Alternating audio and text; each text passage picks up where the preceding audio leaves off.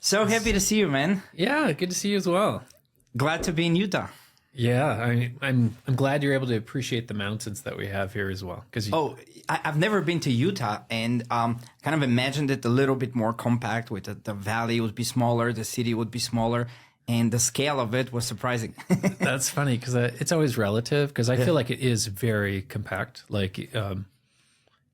It seems like there's a lot of skiable terrain here, but it's compared to other places. Yeah, compared to say Austria or Switzerland, where the valleys are narrow and you have this massive highway, so much space. Yeah, so super happy to be here and to talk to you. And I was just on my way here thinking, okay, what should I talk with Jepson? I mean, it's just like so many interesting things. And then, the elephant in the room. I guess everyone's got an opinion on what just happened last week with DeepSeek. Yeah. And what are your thoughts on that? Is it something that you view as a transient, inconsequential step, or do you think it's this massive thing? So I haven't been able to go deep yet on the paper because I'm busy, and I would like to really appreciate what they did. But I think what it tells me is AI is only going to go much faster. Like we know it's speeding up. And if you get that amount of reduction on inference cost, the thing I was thinking about is the demand doesn't go away. It just increases. So the total dollars spent on AI globally is only going up, even with this breakthrough. So I think it's also important to kind of prove to the world that not all the good ideas come from OpenAI or Anthropic or these big companies.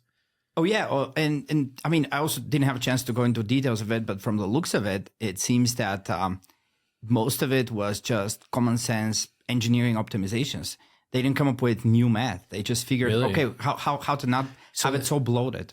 So that, but I might be wrong on that. So I'll try to go deep on it in the next couple of weeks. And if that's the conclusion, that it is just common sense, that'll be frustrating. Yeah. It'll be frustrating. That's how it always is, right? I mean, imagine I support the idea that we're so early on, and that you would think in the 60s when they had these big computers. Then people didn't think, oh, okay, this computer is as big as a house.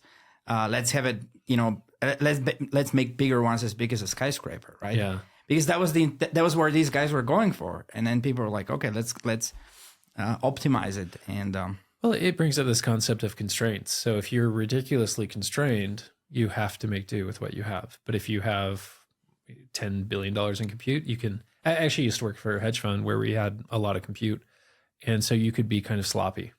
The types of jobs you would run, how you would manage your cluster, like you had access to so much compute. Are you really being that efficient on what you're doing? And you think the hedge fund would be more prone to efficiency? If you were to ask the execs, they'd probably be, we have our quants, they're super efficient. They just didn't know the Hadoop catastrophe that was lurking behind. Well, it's efficiency is complicated because it's not just about compute efficiency. Think of it as spend efficiency. So just because you have a big cluster that is screaming at the theoretical limit, which we did, like we would bring in consultants that would rewrite all of our code into raw CUDA. And so we were screaming at the theoretical limit, but the value of the work that's being done would change from week to week. 100%. And my view on this is, very optimistic. I think most companies should already treat it as if, the inference costs are going to go down by a lot very soon. Mm-hmm. One could say that was predictable, but we kind of are always caught by surprise when that happens. And then the question becomes, what do you do with it? And what do you think current state of, let's go to something more trivial, like the state of enterprise AI initiatives going on? What's your feel on it compared to, let's say, 6 months ago or a year ago? It's still disappointing, I think. So the vast majority of, I would say north of 90%, and this is including big companies with chief data officers, they can't justify their spend, meaning they don't have attribution tracking. That's a very rare thing to have in the industry. So with all the excitement about agents, I think the important thing to remind people is, but what is it worth? What is it worth, right? Yeah. But there's some classical machine learning applications today that are worth billions and millions of dollars. They're worth so much. Like if you work for a bank or a telco company, if you can apply machine learning model for the right use case, it could have a huge impact on the company. 80% of my clients are in banking, and let me tell you what, they're not doing much machine learning. And the use cases are the trivial ones that we've had years before, and everyone is just scrambling what to do with Gen AI. And since we are in Europe, there's a bunch of other factors that would prevent you from doing, even the low-hanging fruit use cases, right? Yeah. Well, and I think there's this theme that's important for people is you have to do AI in the right order. So let's say you're a bank and you have no AI applications, like you don't really have very seasoned data scientists, and you can't justify, you can't say right now that you're saving hundreds of millions of dollars and because of AI, and now you want to do agents, and you're now really excited about generative AI. I think you're skipping steps. And so when I was at DataRobot, we talked about crawl, walk, run, and I heard someone say that there's a step before crawling, and that's rolling like a baby. So you have to get your data infrastructure in place. Like you have to. Here, but let me probe you on that. There's an among many people prevailing kind of thing that you could skip precisely that you could have that you could ignore the data infrastructure, that you ignore the data pipelines and everything, and you could just have software engineers become AI engineers, and they would have known how to train models or do ML ops. And in kind of the classical machine learning, they would just go straight to building RAG stuff. Yeah. And kind of skip a step. But do you see any problems with that approach? So the big problem is I like to encourage people that AI needs to borrow lessons from industrial engineering. So there's certain industries where they don't say oops. And AI has a long history of saying oops, which is unfortunate. And so if you are being aggressive and you want to bring in some, because let's lean into it. So let's say you are a bank and you don't have any AI applications right now. If you bring in agents and you bring them in well, they can actually autonomously go through your schemas, like on a read-only basis, and they can find value for you. Like you don't need a domain expert. They could actually bubble up projects and priorities based on your data, based on the schemas.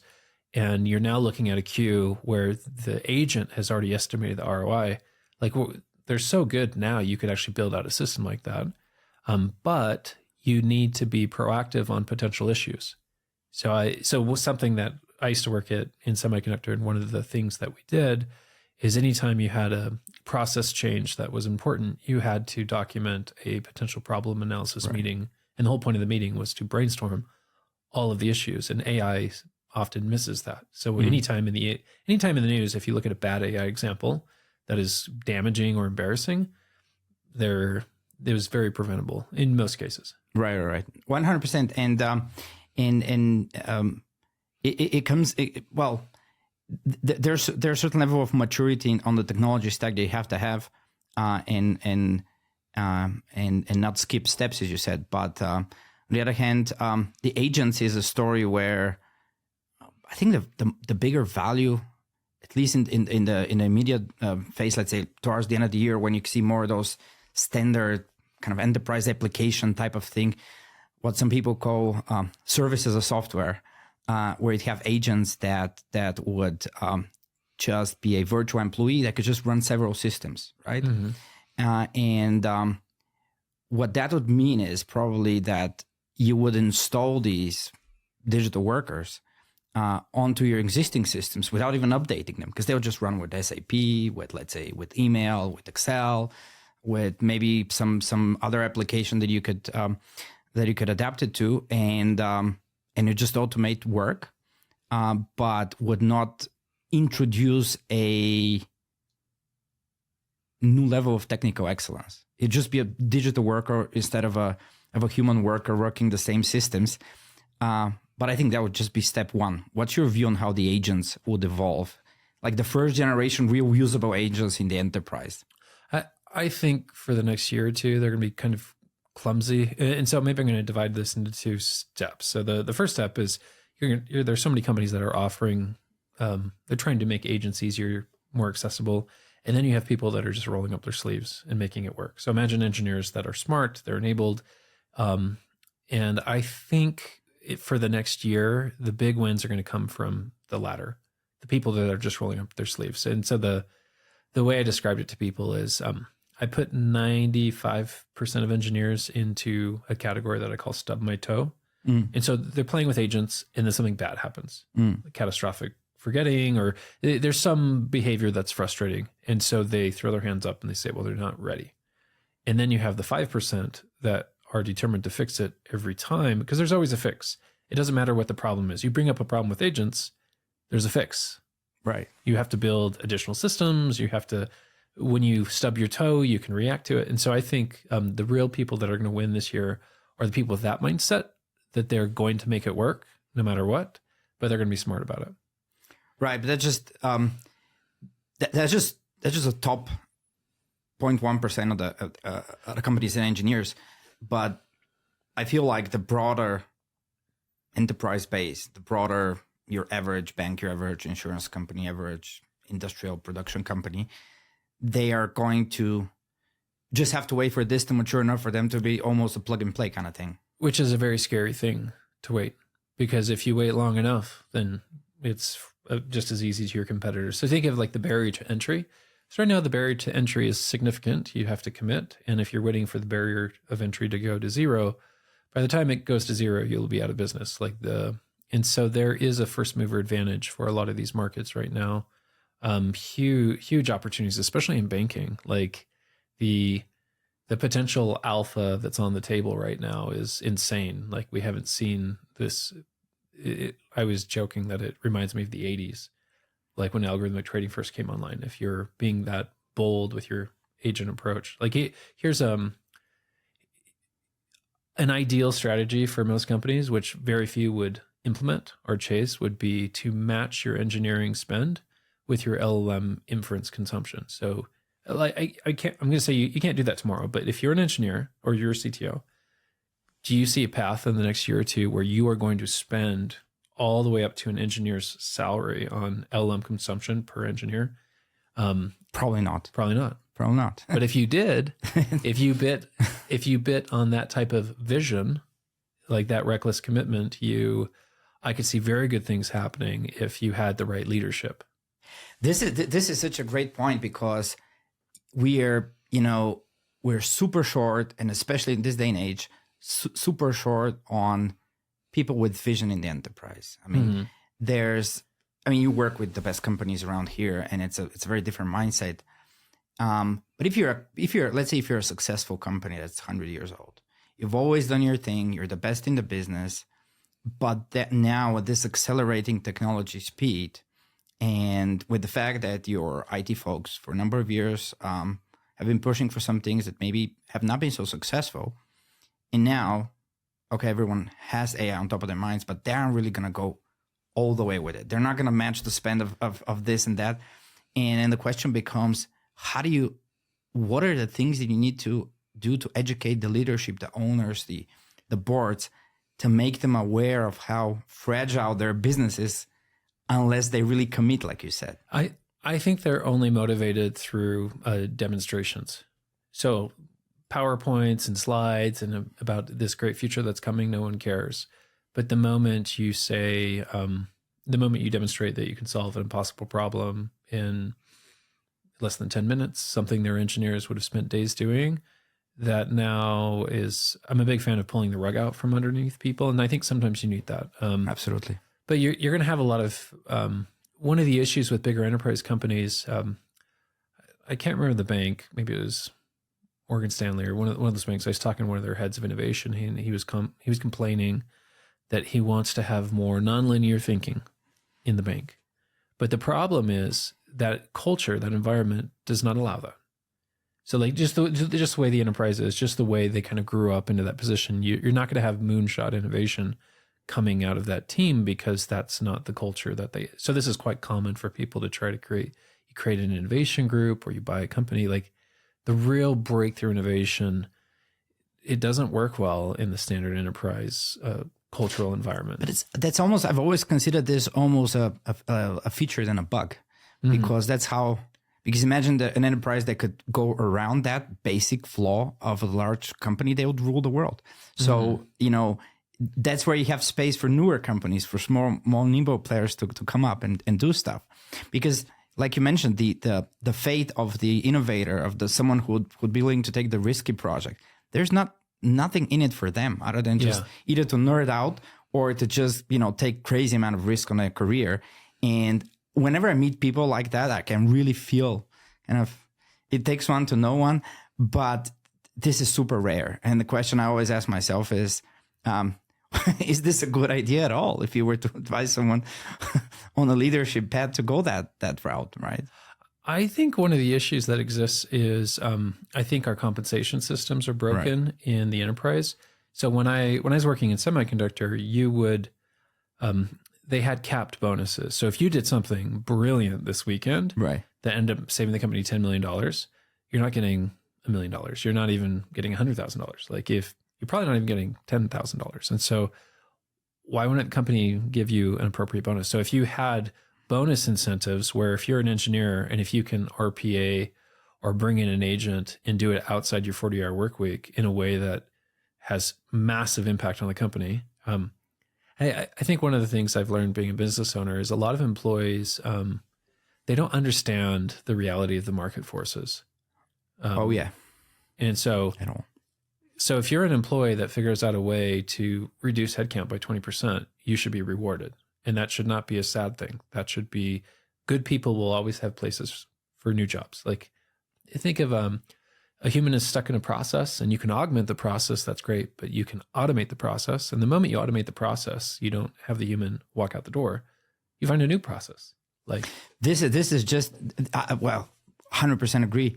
And it's so sad to see like some of the thinking still around Europe is, and you can see this in Germany and Austria, not so much in Switzerland, but like Germany and Austria in any case this was the first wave of digitization where people were like, okay, digitization, well, things are going to change, processes are going to change. Well, we'll do some window dressing with some BS use cases, doesn't matter. We're not going to touch the real processes that save headcount. We're just going to say, well, we're just digitizing, going to enable people and all that. Ultimately, companies that didn't do that, well, they didn't do well financially. And now with the newer wave in AI, everyone is scared. It is almost that permeates through the entire society where we're not looking to save headcount. We're specifically guarding against headcount savings by almost trying everything else rather than do headcount saving.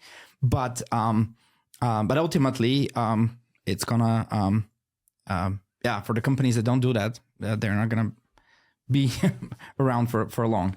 Yeah.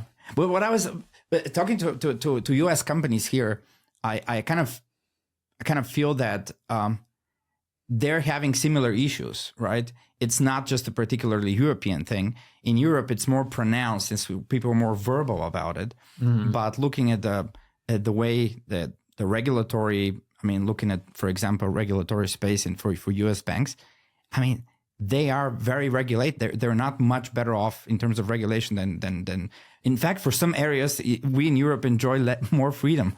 Yeah.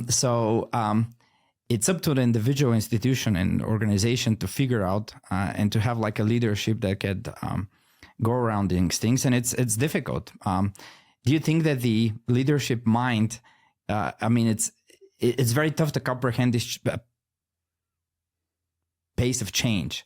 How to go about this? How would you advise someone to think? Okay, and I'll give you a concrete example in a moment where I'll talk my own recent experience with AI projects. But how should one think about this failing and starting again, adapting and failing to get to that level of feeling that I'm doing the proper amount and I can feel good about my AI initiatives?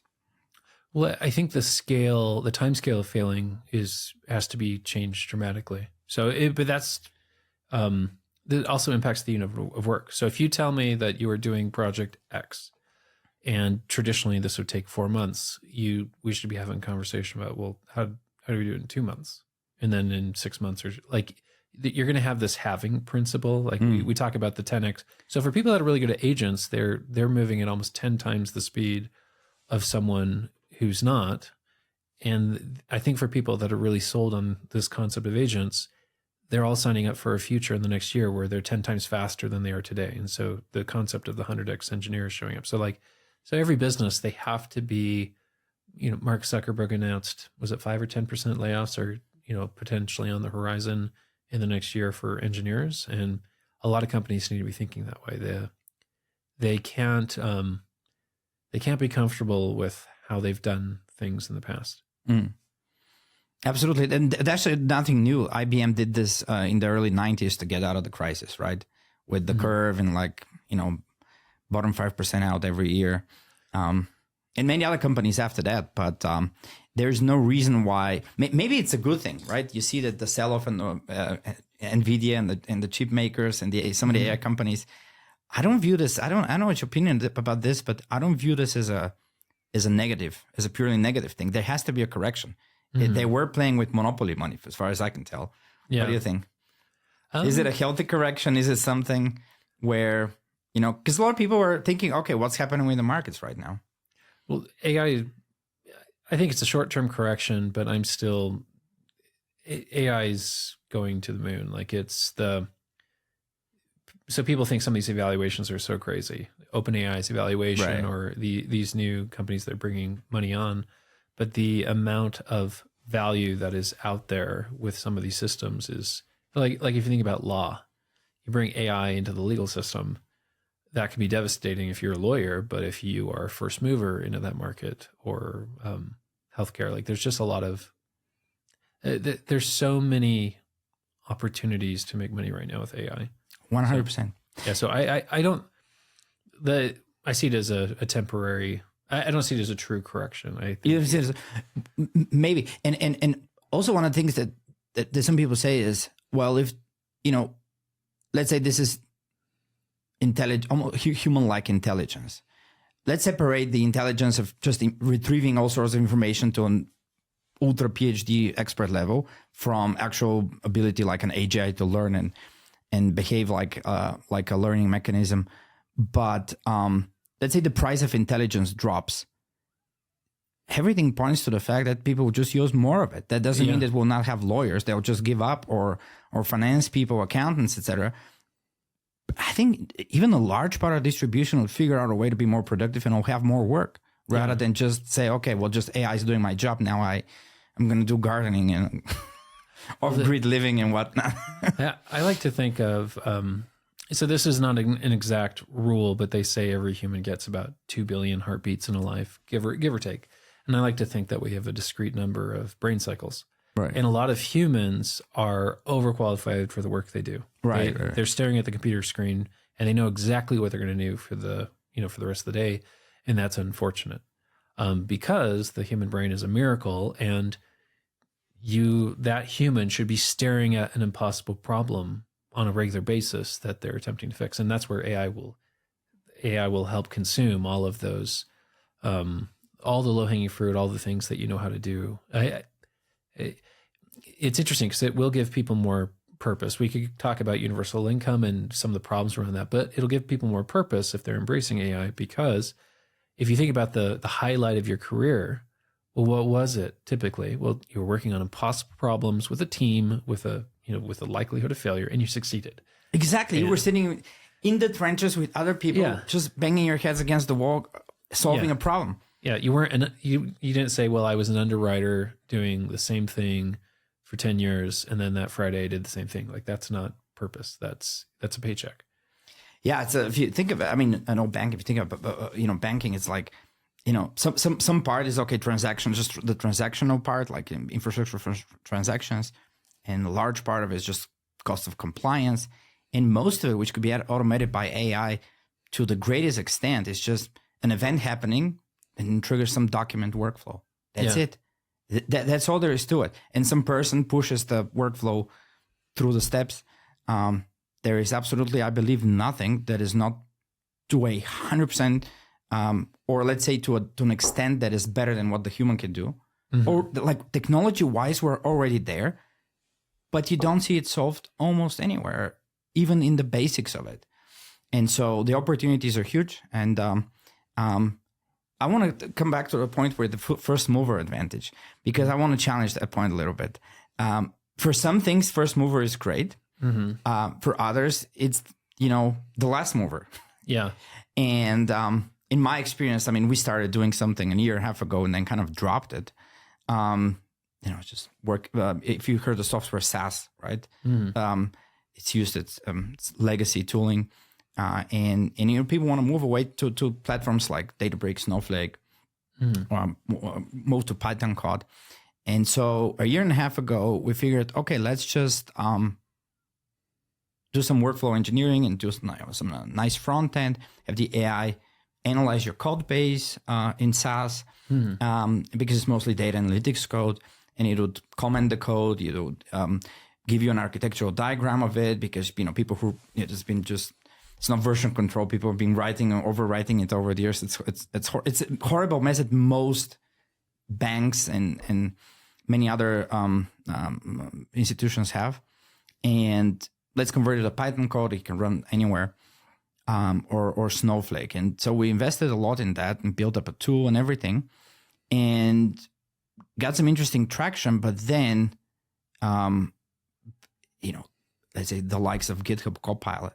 It became, just so ubiquitous that people are like, we're not going to use your tool because it's like, it's almost as good just using GitHub Copilot. Why should we pay for that? And so it's even when you're cognizant of the rapid pace of innovation, you could still get outrun. And this first mover, back then a year and a half ago, if we had come and say, okay, let's just get some VC funding, let's just get the thing rolling, which some people did. There's a couple of companies doing that got traction, but the idea alone isn't great. Even the execution isn't great. You just have to be at the right spot at right time to secure the first mover advantage. Yeah, it's interesting because it's a combination of the two. Ideally, is you have the first mover advantage, but you need traction. So one example, years ago at DataRobot, we were working with a large oil and gas company. And we had a deployment into a process controller using new age machine learning. And I was quite surprised by this because I think most people were scared of using like an XGBoost style model in an oil and gas, because they'd use like space controllers, PID, like classical tried and true tested things. Right. And one of the things I noticed with that example was there were some very technical people that were trying it, but they didn't have access. And so having the technology, but having access and traction is critical. You can't just have a bunch of smart people that are trying to do something. You have to get that. You have to get that traction for something to grow. Like HireVue was an example of an early mover. They did video interviewing before people even knew what a webcam was. And I think that founder would actually say they were a little too early. But now it's considered everyone does video interviewing. Right. Why would I fly to the office? Exactly. So no, it's great stuff, and it comes back to the point you made earlier about leadership, which is there's a fine line between leadership knowing the trends and details and not knowing them because they'll just be overloaded. So where's that fine line? So you're not like a ignorant leader. Let's say you're a C-level. You can be in the weeds with all this stuff happening, but you got to know what is and what isn't, right? So, to know which initiatives to support and how to think around that. So I don't know if you know this, but I teach at NYU. I teach an AI masterclass for executives twice a year, in the fall and the spring. And so we focus on this. We have executives from all over. So CFOs, CTOs, CEOs, board members. And I think we're to the point now that if you are in that position, it doesn't matter what your title is. You need to at least have some type of crash course. You need to understand the fundamentals. Like it's not about going deep on the math, because I feel like it's more about the use cases and the trends. I think every leader has to know now, because it's even for people in the space, it's moving so fast. It's almost scary. It's exactly, but you have to. You shouldn't be like an aircraft engineer, but you should know how to fly. You should know. You should know you should know the missions. The mission, what knob does what, and why things are and why things aren't. But you should also know one of the themes that came up briefly earlier when we were talking is the inference cost keeps going down. So as a leader, you should know that it would make sense for you to greenlight a project right now that you lose money on. So like, imagine if I have an agent and I'm running the numbers, and if we move forward on this project in the next 6 months, we're going to be losing a certain amount of money every month because the use case does not support the inference cost. A good leader would actually greenlight that project. This is so profound. Let me stop. This is so profound because chasing this, and this was kind of like the earlier big data ROI over promises that were across the board.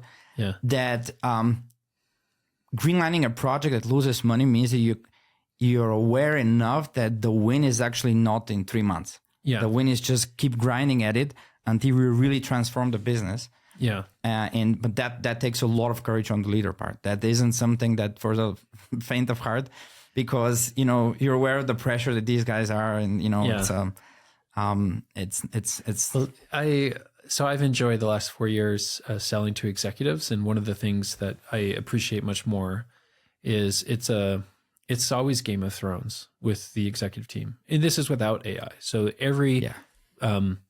not all the. So if you look at an executive team for a large enterprise, they're not all friends. Everyone has green check marks and red X's, and they're a project away from staying or a project away from getting fired, and they measure their job security by the quarter. And so it's very political. And of course. It's you could say Game of Thrones. It's House of Cards. You pick your favorite show, right? Yeah. Silicon Valley. So no, but I think this is one of those universal things that is just true in every culture that has like capitalism going on, and it's it's part of the model. It's not an external variable. So if you want to be an exec, you got to know how to work around that. Well, the other thing too to kind of mention is if you think about how AI has grown up. So 10, 15, 20 years ago, you had to be a real math nerd. And now with these new tools, you have to use them. So it's not, you need to know linear algebra or you need to be this super math nerd. You need to use them. And if you're using them, you're going to be much more competent. So if you have a toe in the water, if you're kind of playing around with these agents here and there, and if your competitors have a mandate that engineers need to spend X hours per week, or if they're sharing internally, sharing those lessons, that's going to be a very scary thing for you. Right. And also investments in platforming, in teams. It's you're not going to be probably you're not teaching the execs here's what matrix multiplication does and what's so great, but rather how to set up the initiatives for success over the longer term, right? Yeah. We're kind of in that tricky gap because you have a lot of executives there. They're overwhelmed by AI and they've played with ChatGPT, but now this concept of agents, it's a technical enough concept that most executives are really going to struggle to understand. It's let's talk a little bit about the underlying data. Is it, in your view, have we exhausted the data to train on, or is it so that there might be some, on the one hand, there's companies doing it, on the other hand, some breakthroughs in capturing what your employees are doing and putting into models to make sure that the AI can work with your company's process and data? I think, I know we've had, people have been saying we've run out of data, but I think we have unlimited data available. So you have the enterprise, your own internal enterprise, which you brought up. And a lot of enterprises are overwhelmed with the amount of structured and continuous time series data. They have so much data. And so if you can really learn and capture that. But the other thing too is these LLMs are capable of innovation. So if they invent a new algorithm, if they invent a new derivative feature where it's taking, you have two data items that a domain expert would normally need to understand. And if these agents are discovering new derivative features, that's new data. Right. And so you have a race opportunity where if you and I are competing, we're in the same space, we have the same data. If you're running forward with derivative data where you're finding these new derivative features or you're inventing new algorithms, then that's new data. That's I can't compete against that. Mm-hmm. So that's but in the end, data is all that matters. Like if a new algorithm shows up where aliens literally flew to Earth and handed us an algorithm, in the end, it's going to be the data. Like it's not, LLMs are just a commodity. There's always going to be some new That's why it's important to configure your system to use multiple LLM backends, and an LLM switch should not be catastrophic. It should just be straight, like LLM ops or whatever. Like you should have. Yeah. Oh, what I've said, and also have that. I think this is something that's going to be more sustainable. Really invest in the data platforms, underlying data platforms. Like, you'll be much better positioned to kind of plug and play and do a lot. Some of these investments are not being green, especially in this current climate, green lighted because of various things, and there's so much opportunity there. Yeah. So I've got a funny thought for you for these big enterprise companies. Even if they don't embrace AI, their employees will. And so you will have employees within a bigger enterprise where the amount of work they're doing will feel like they're cheating. So like you and I work in an enterprise and you've been tasked to write an RFP. It's Friday at 3 p.m. I just finished the 30-page RFP. It's incredible because I used a system. Like I can still be the human gatekeeper, but like you're going to see a volume of work, but also a quality of work showing up with select people within the enterprise. So, which is interesting because you often talk about a top-down mandate from an executive, but you could have some grassroots efforts showing exactly, up. Because you have people who synthesize information, not just analyze based on a top-down order and come up with new products and solutions. But it's, oftentimes, it's difficult to match kind of imagining what can be, and then you go and face the reality, what clients want. And it's like, it's sometimes and by sometimes, I mean 100% of the time, it's a, a frustrating experience, right? And Well, I was talking to an academic this week or last week where they were arguing you can't use LLMs to write white papers. And I was laughing. I'm like, you're competing in a world where that is all people are doing. So like the education, well, one of the interesting things is the education systems everywhere. I'm not aware about I can speak for the Western world, they're hopelessly obsolete. Wouldn't you agree? Yeah. Oh yeah. So I've got 3 kids, and I was determined that they must go to college. They must get graduate degrees.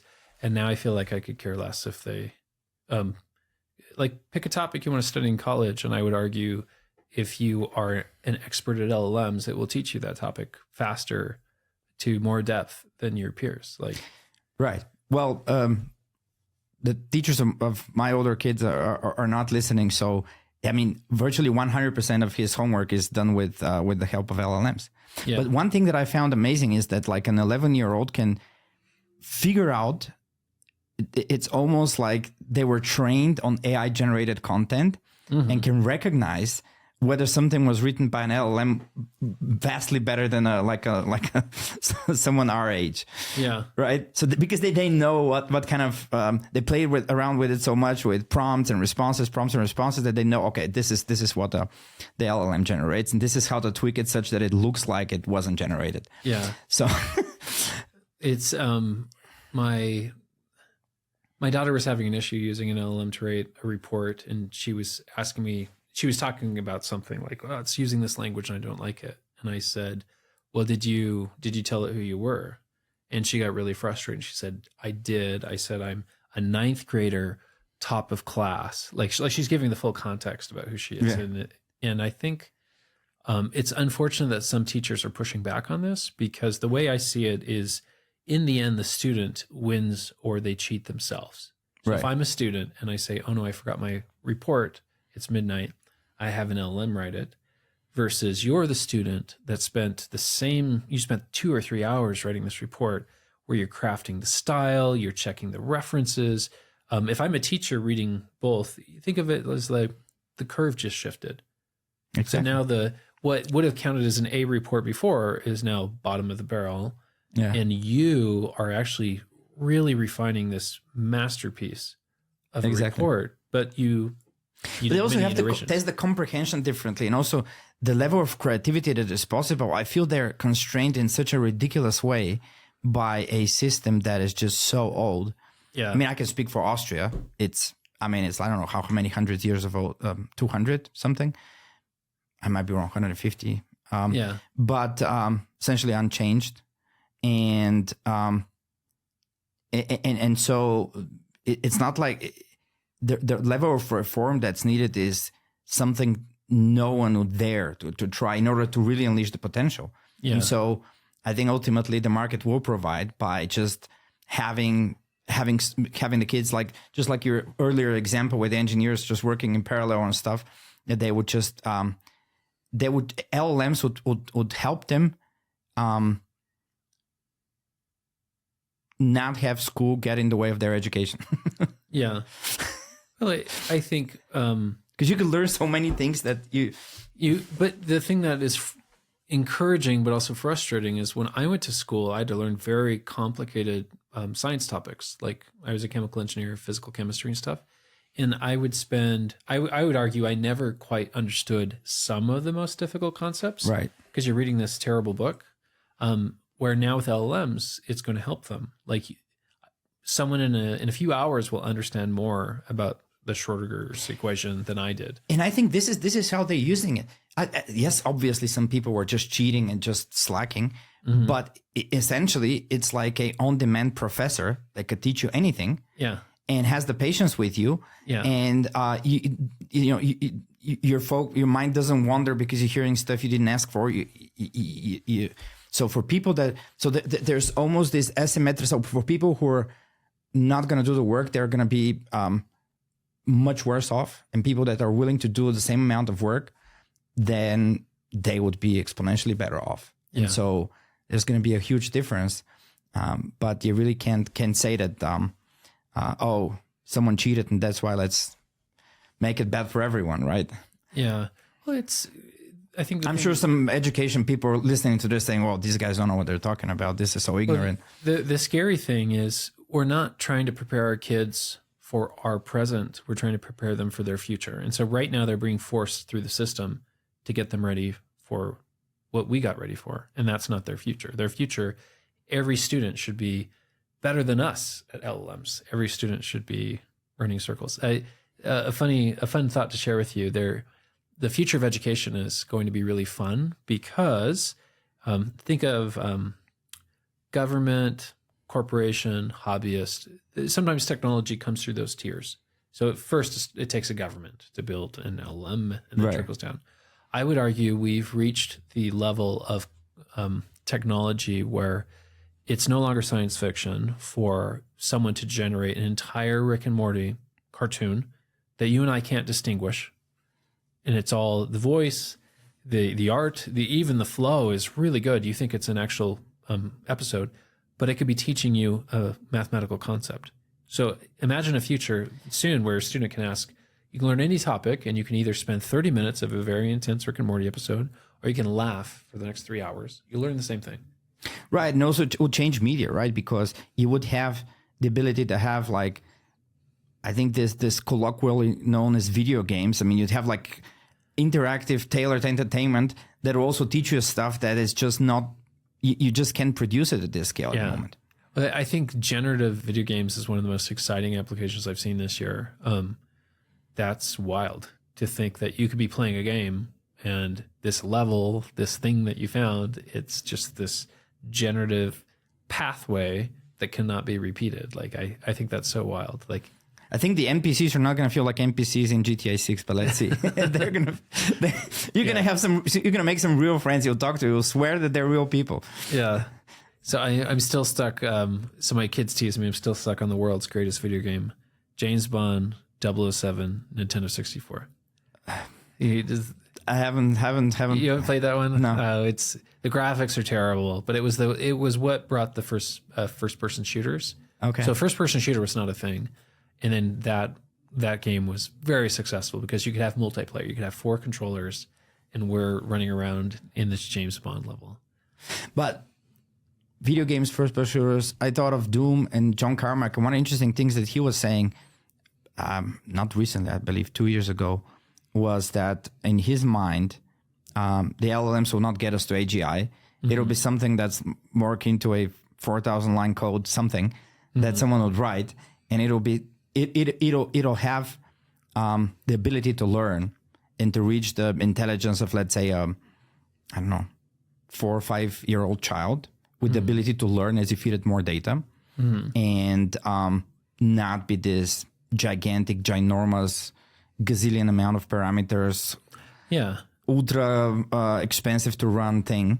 But so you'd have the ability to create agents and to train systems with in a way that we just cannot do right now. What do you think? Yeah. No, absolutely. I think humans are not qualified. Because there's these other opinions that LLMs will get us there. We'll just optimize them, continue optimizing them until.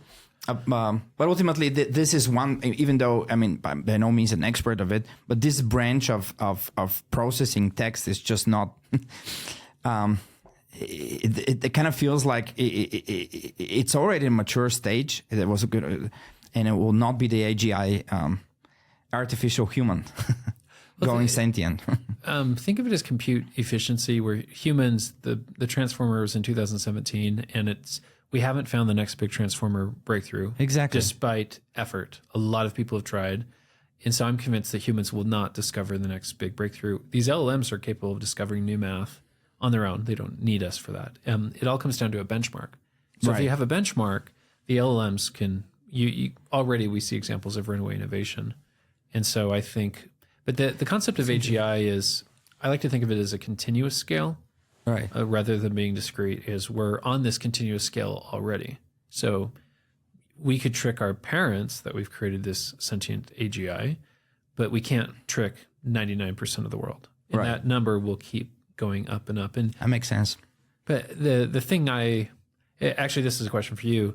Can you name, and I've asked other people this, can you name a human behavior that is not replicable, that can't be mimicked? Well, I think that's a good question, but it's in order to recreate. So first of all, whether the AGI will be something like a human, probably not. But then you have all these sensory input on humans, right? Mm-hmm. So sights, so all these things, and this continues to feed into your brain, and you process it the way like a language model doesn't do, and so.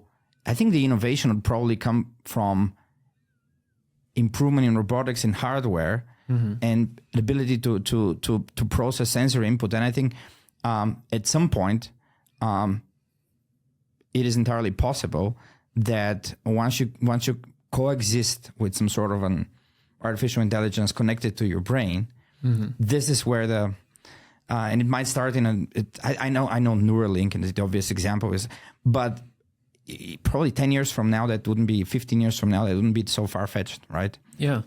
Well, and then it will start mimicking behaviors which are like, okay, I need to scratch, so the LLM doesn't have that input, doesn't have that urge.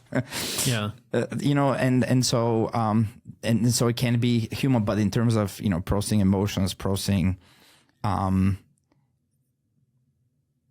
presenting empathy, in a relatable way, I think we're there. It's not something in the future. So we can move us forward just with a simple. So if we simplify the droid and we just have an LLM, if I have an LLM that's always listening to you, or like, let's bring it into my household. So my wife asks me a question and I'm going to respond. Eventually, over time, the LLM will get really good at my response. I don't have to respond. It is literally saying what I was about to say. So let's say I have this digital me. It's not 100%, but it's 60%, right? Does that make sense? Like it's absolutely. But this is normal. This is like how you know your friends, like your best friends. I know if I tell them some new information, I already know what they're going to respond because I know them. Yeah. Well, this for people that don't know me, they would be tricked by this. Right. They would actually think it was me. But for people that know me, they could quickly figure out that this was not me. It was off a little bit, yeah. Or like imagine if we're playing a game online, you think you're talking to me, but I've actually gone downstairs to make a sandwich, and then I apologize, like, oh, sorry, you're just talking to my digital me. And now this is where things get interesting. So we've got this LLM, and let's say it's 60%, but for the sake of argument, let's turn it up to 90%. So it's 90% me for question answer. This thing, we talk about chain of thought for a directive. It can actually have its own directive. It can literally have a stream of questions. Like, what should I be doing? What's interesting? What should I be thinking about? What should I be exploring? And so if I have this little LLM that has its own stream of ideas and questions that it's acting on, it can actually consume that experience and change over time. So if I die and now this little thing is in the universe, and if you put it into a droid or if it's just bouncing around the web, it's still carrying on my vector in the universe, maybe a little different, maybe a little more dampened, but it's kind of interesting that I think there's some companies actually working on something like this, and it would be interesting to see how, in order for this to become, I think this is technologically, it's already possible. The question is how to get our data points, right? Yeah. Because then you really know, you'd have to tell me, okay, listening to the speech, but you'd know how you feel, you'd see. So if you get that sensory data into something like this and they say, this is in your watch and you carry it for 10 years, pretty much your grandkids will be able to talk to you for oh yeah. I feel like that technology is here now just from social media. Like they could reminisce and they could listen to grandpa talk about things. Yeah. But I like the idea of grandpa getting new life experiences, where now when I come and talk to you in 20 years, you're talking, there's new things that are there's like, oh, you guys you invented this. Yeah. This is so amazing. We used to do whatever. Like grandpa will now have opinions about ChatGPT, or they'll have opinions about DeepSeek. So. Yeah, hopefully not about DeepSeek. No, interesting. But before we wrap up, coming from like an economics background as well, you mentioned UBI, and I have a strong opinion about this, but let's hear yours. What do you think? Like, obviously, there will be, over the course of a normal adjustment of, technology change, some jobs become redundant, others get created. What's your view on UBI? I think it will lead to really bad mental health, because humans need purpose. Like, so if I said, hey, good news, I called all your commitments, we can go to Costa Rica tomorrow, we're going to drink beer and surf. That sounds great. Like, for most people, like, awesome, that sounds amazing. But if that was what you did every day, maybe Costa Rica is a bad example, but like if you don't have purpose, if you don't have a challenge, I think you're going to be depressed. You're going to, that's a negative argument. The good argument is you might have more time for enrichment with social gatherings, learning. Like, those are things that help. But I think generally, mental health is a big issue that we have to address. And I think that's actually, we focus so much on technology. There's a lot of other things that humans can move the envelope on with innovation, like grief, or mental health. Like, we have a lot of work we can do to just be smarter about it. Right. What are your thoughts on UBI? Do you think it can work? Absolutely not. 100% not. For various reasons. First of all, economic ones. It's the disincentives of it are just horrendous, and not only the mental health, but just general productivity and it's just a negative selection. So someone has to create things, and if people check out, it's not good for them. It's not good for society. It's not good for the economy. It's not good for anyone. And ultimately, someone has to pay for it. When we've seen the earlier 20th century UBI experiments, didn't end well, and for a good reason.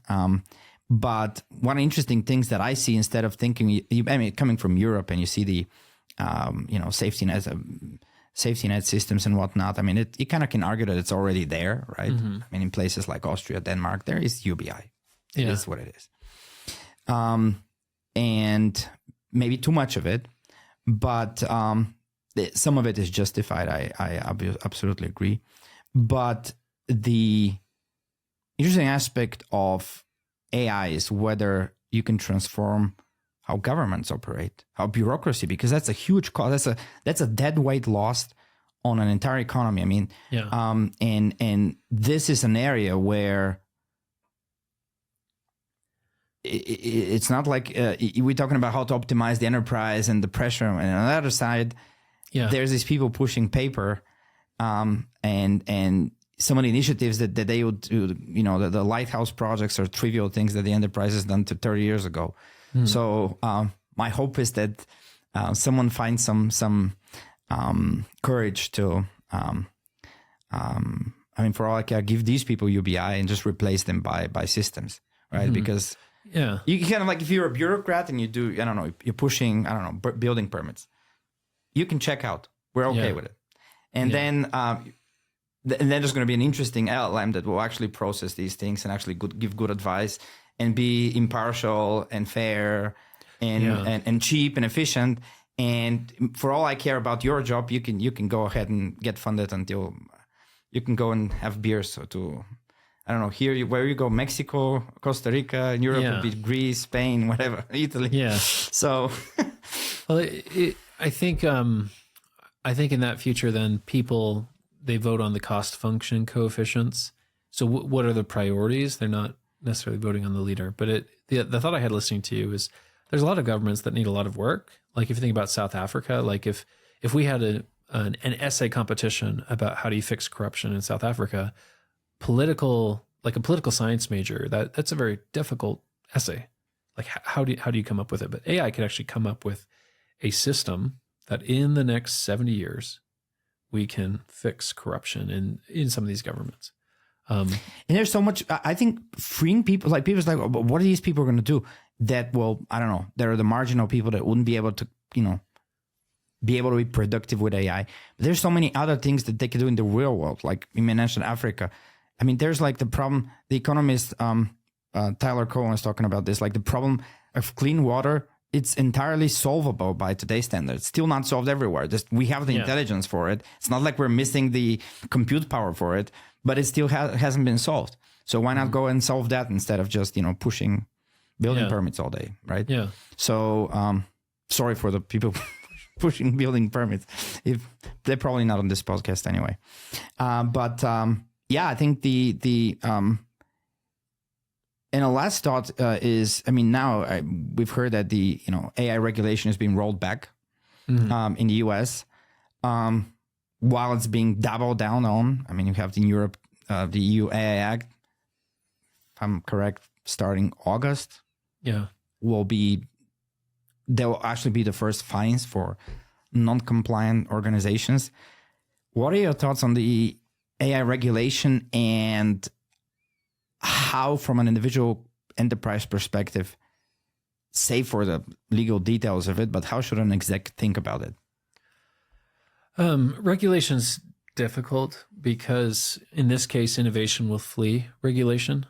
So if, let's say for the sake of argument, the US suddenly became overly regulated, then people like me could just go to the Middle East. Like there's always going to be some other place to go. And one of the issues you're going to run into in a highly regulated environment is AI can create artifacts where you don't know that AI made those artifacts. So if I'm showing up with a very amazing platform, SaaS platform, it's incredible, and I'm selling it to you, the whole thing was built with AI, but you can't prove that. You can't prove. So you're going to have an issue with a lot of artifacts that are showing up in the market. And even in a highly regulated market, you can't prove that I didn't build this with. This is actually an idea for a product. If some European company comes and says, you know what, our LLM will actually produce all the compliance artifacts for you. Mm-hmm. Yeah. So basically, it shouldn't be compliant. It should look like it's compliant, and it will provide all the architecture diagrams and all the assurances and all the legal blah blah and all the audit things. So as far as humans can tell, auditors will be fine with it. Yeah. But the funny thing with that thought is it should go through 2 stages. So the first stage, you are not compliant because you're doing R&D. Yeah. Like you're aggressively doing R&D, you're doing everything to get it right. And then once it's right, then your company comes in and completely baptizes it, where it is, even for the most rigorous, person that was checking, it is fully compliant. But they didn't realize that it went through this R&D chaos for a few months. Well, I think, we have some brilliant people in Europe, and I don't mean to bash, on my fellow Europeans. There are some great things in Europe, but some of them have to come to their senses that keeping up with innovation will not happen if they just throw some government grants at it. Mm-hmm. For some things, they just should get out of the way and trust the technology companies. Well, the government grants have been devastating in Canada's venture capital space, because there's been a lot of government grants that have kind of poisoned the well for the natural market competitive forces. Like seed rounds right now in Canada are almost non-existent because the government's been they've subsidized innovation. and this comes and it brings up this topic. Yeah, in economics, it's called crowding out. They're crowding out the private market. This is also these things that economists have known for years. Yeah. But now all of a sudden they should work differently with AI than they work with normal industry. That's not true. And it goes down to who's qualified to make those bets, and it's not someone in government. Like it's you have to be extremely humble to recognize that, because they usually say, well, we're not in the know about this, but we're going to have our experts. They're going to be the experts will figure it out. And it doesn't get figured out by experts. It gets figured out by innovators, by people that build. Yeah. They push the frontier, not the... And the last thought on this is, again, I'm quoting Tyrell Cole, but it's just, I just enjoyed it so much, is to say, if you're talking to some of the extremely cultured European people, fellow professors, great folks around, and you listen to these people, and because I always share the similar opinion, but it's like, what an eloquent, thoughtful person. And if this person was in charge, we're going to have negative 2% growth for the next 20 years, Yeah. So, because of the whole mindset of risk aversion and complexity, and then and with AI, it doesn't work like this. It completely clashes with the speed of things. Yeah. But it's also the appetite for risk. Like, I have family members that, have very strong opinions against Elon Musk. They're just sickened that anyone can have this much money. And I was explaining to them that he's on track to become a trillionaire when his droid system comes online. But if you look at the amount of risk that he has taken, like for SpaceX, like when the third rocket failed, you need people that are willing to sign up for that level of risk, and that typically is not present within. For good or bad, the humanity will always be pushed by people that are just obsessed with their mission. Mm-hmm. They're not in it for the money. They see money as a means to achieve it, and they're not experts by the classical understanding of experts. Yeah, they are a different category of someone who is knowledgeable about things, but they don't. The expert is a trained person who sees the past. The innovator is someone who's pushing into the future. But sometimes expertise comes with a lot of baggage. It comes with a bias, like a lot of the rocket engine stuff at SpaceX. It is, in a completely different direction from what the experts. Yeah, because they know various ways why it wouldn't work, right? They know why it wouldn't work. Yeah, they actually could explain in great detail why things wouldn't work. And I like this topic because sometimes with junior talent, in the past I can be dismissive, but junior talent coming into an organization, their naive ideas could actually be the most innovative. Like them looking at 100%. A bank and saying, "Why do you do it this way? Why don't you do it this way?" That could be the biggest opportunity to innovate. But oftentimes they kind of get put in the corner to do some. Yeah, but this is also why modern leadership is also transforming. And I think it kind of has to, right? The old way of entering an organization, having job security, moving through the ranks. This is luckily, I think, slowly going to go out of fashion, right? Because this is just not a viable model for going into the future. And that's just my feeling about this. Leadership in AI is going to be different. I like to think that the grassroots innovators within the company, the rule breakers, the people that are cheating, they're doing a week's amount of work on a Monday.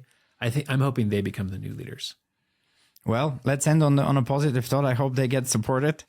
And thanks for listening, everyone, if you stayed with us so far. And sincere thanks to you, Jepson. This was great. Yeah, thanks for having me. That was a lot of fun.